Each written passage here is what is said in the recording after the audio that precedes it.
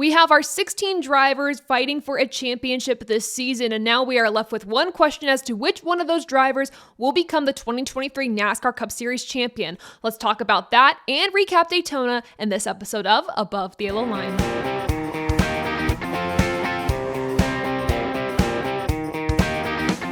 Right off the bat, I want to rate this race. Just so we can get down to business, I gotta say this race was solid, really exciting three-wide racing, great races to the ends of the stages, and also the battle for the finish was also incredible. I gotta give this one a 91%, rating it obviously above the yellow line. And winning the Coke Zero Sugar 400, this is 3 in 2023 for Chris Buescher in a 1-2 finish for RFK. The rest of your top 10 are Almirola in 3rd, Elliott 4th, Logano 5th, Bowman 6th, Busch 7th, Byron 8th, Harvick 9th, and Corey LaJoie rounding out your top 10.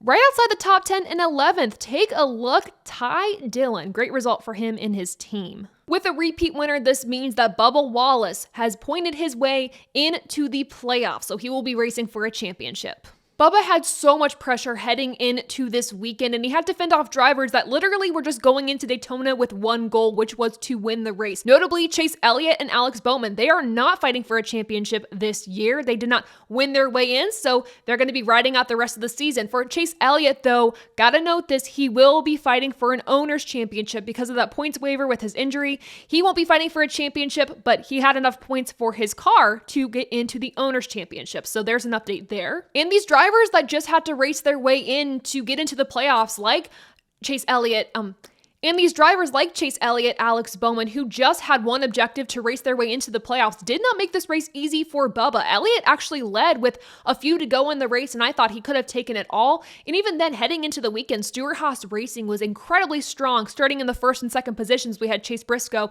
and Eric Almirola. The rest of Stewart-Haas Racing qualified inside the top 10, and they were all contenders to win the race at one point or another. Even Kevin Harvick, I thought with 2 to go, he was going to win the whole event. So not only did Wallace have the threat of new winners on his mind, he also had the threat of a points battle between him and Toyota teammate Ty Gibbs. However, right before the conclusion of stage 2, Christopher Bell had a bad push on the bumper of Ty Gibbs. Ty Gibbs went out, started spinning, and collected about 18 cars. With this wreck, that meant that Ty Gibbs was out of the race. He could not point his way into the championship fight, and he was done for the day. This was beneficial to Bubba Wallace because all he had to do from that point on was just win the race. He did not have to focus on a points battle. He just had one focus, one goal. Like the rest of the drivers that were trying to win their way in, it was just to win the race. In that wreck too, there was an incredibly hard hit for Ryan Blaney head on into the wall. We've seen him do this multiple times this season. I think Daytona actually earlier this year for the 500 that happened to him, and of course that scary wreck at Nashville. He said he was okay. If there's any updates though about Ryan Blaney, we'll certainly have those for you at TobyChristieCom. And then of course the main wreck, I think that's on everybody's mind following the Coke Zero Sugar 400, was the one with Ryan Preece near the end of the event. It looks like he had some help from the 43 of Eric Jones, and it sent him into the grass where he then barrel rolled, got airborne over 10 times. He was taken to a local hospital following an evaluation at the Infield Care Center and was discharged Sunday morning to go home. There have been no more updates on his condition, but Stewart-Haas Racing did tweet that he arrived to the hospital awake, alert, and mobile. Ryan Preece also tweeted late that night as well. So good to hear from him, good to have the updates, and good to hear that he is heading home.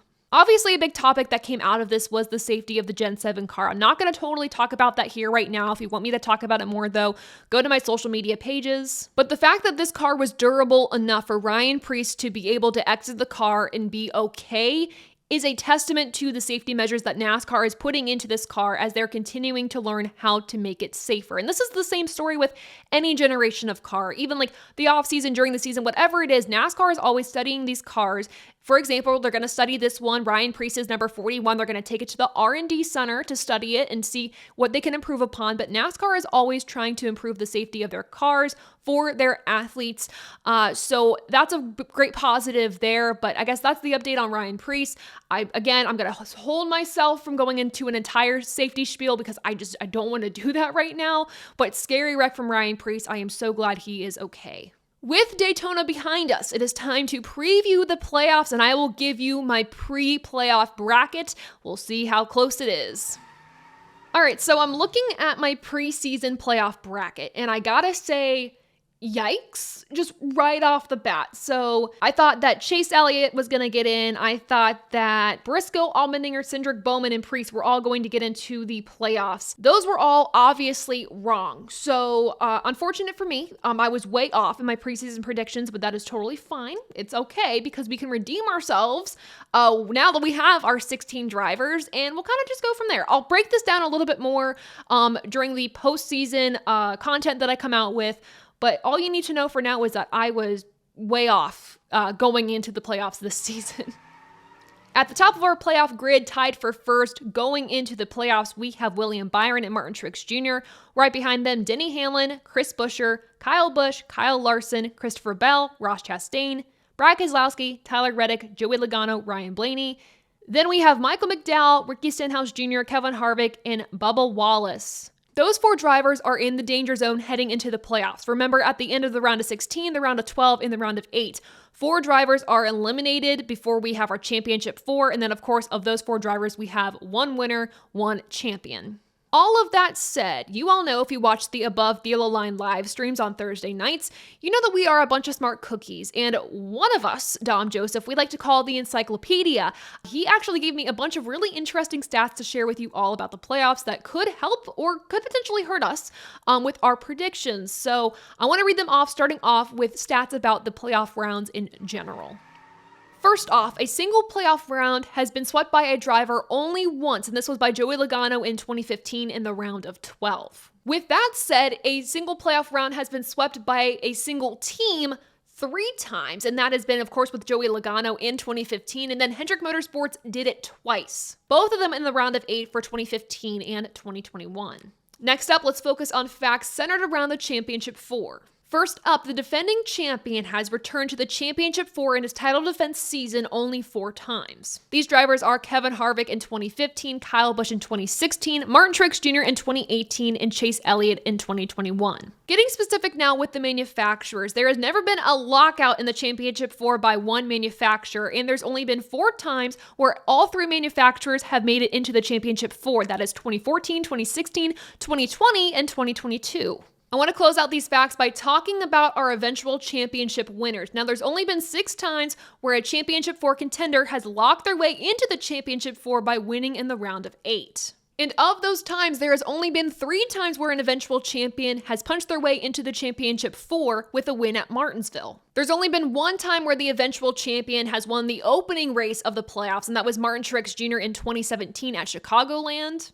And since its inception in 2017, the regular season champ has only gone on to win the title 3 times. And these are all in odd number years. We have Martin Truex Jr. in 2017, Kyle Busch in 2019, and Kyle Larson in 2021.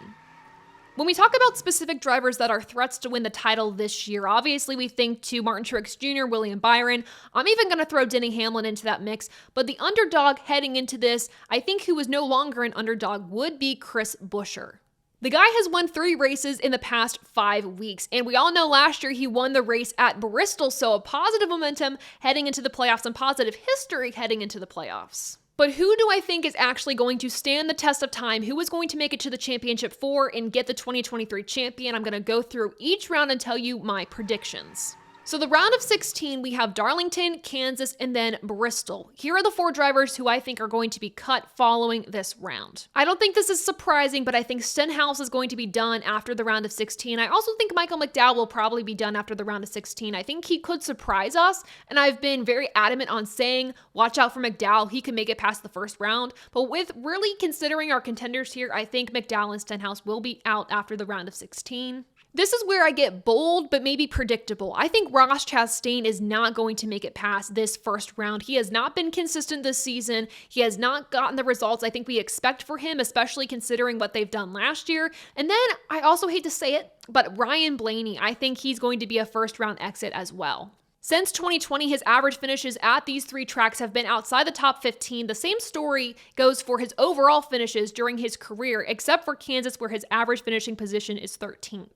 And I know what a lot of you are thinking. You're thinking, whoa, you have Bubba Wallace making it past the first round. How in the world do you see that happening? Well, he won Kansas last year during the playoffs, and he got a top 5 at Darlington earlier this season. So I feel like it's in the realm of possibilities that Bubba Wallace makes it to the next round. So I see him going to the round of 12. And for Harvick, he has consistency on his side. I think he's able to make it past that first round. However, for the round of 12, we have Texas, Talladega, and the Roval. This is where I feel Harvick and Wallace's playoff journeys will end. I also feel like this is where Reddick is going to end his title hopes. Same with Christopher Bell. I know he won this race at the Roval last year, but I just don't feel like this has been his season. Whether he picks up the pace in the playoffs like he did last year or not, I don't know, but I just don't feel like this is going to be Christopher Bell's year. The round of 8. This is where we determine our championship 4 with the tracks of Vegas, Homestead, and Martinsville.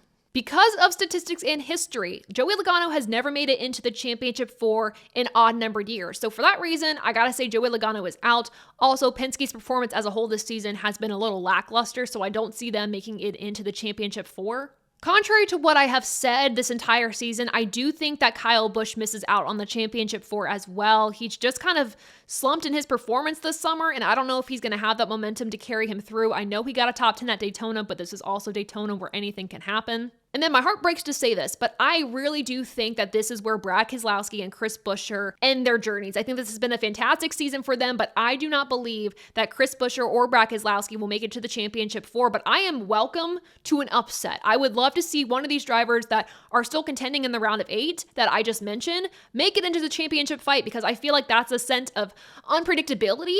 Because my championship 4, in my opinion, is very predictable, and I feel like that's just how this season's going to end. My championship 4 is Joe Gibbs Racing versus Hendrick Motorsports. We have Byron and Larson versus Hamlin and Truex. And I think finally getting it done, Denny Hamlin is going to pull kind of an upset against our obvious winners here this season with Byron and Truex. And he's going to finally win a championship. Will that happen though? I don't know, but that's just my prediction. What are your playoff predictions and what did you think of Daytona? Let me know in the comments below. And for more NASCAR content throughout the week, make sure to find me on my social media platforms. Literally any social media app you have, I am pretty much on it, so find my usernames there. And for more NASCAR and motorsport news, make sure to follow TobyChristieCom on all social media platforms and go to TobyChristie.com for more stories. And just like that, the playoffs begin this weekend at Darlington. I'm excited for it, I'm nervous for it, but I am ready to crown a champion for 2023. So here we go, round of 16 kicking it off on Sunday. Thank you all so much for sticking around on this episode of Above the Yellow Line, and until next time, I'll see ya. Bye. Want more great motorsports content? Make sure to click the links on the screen and in the description.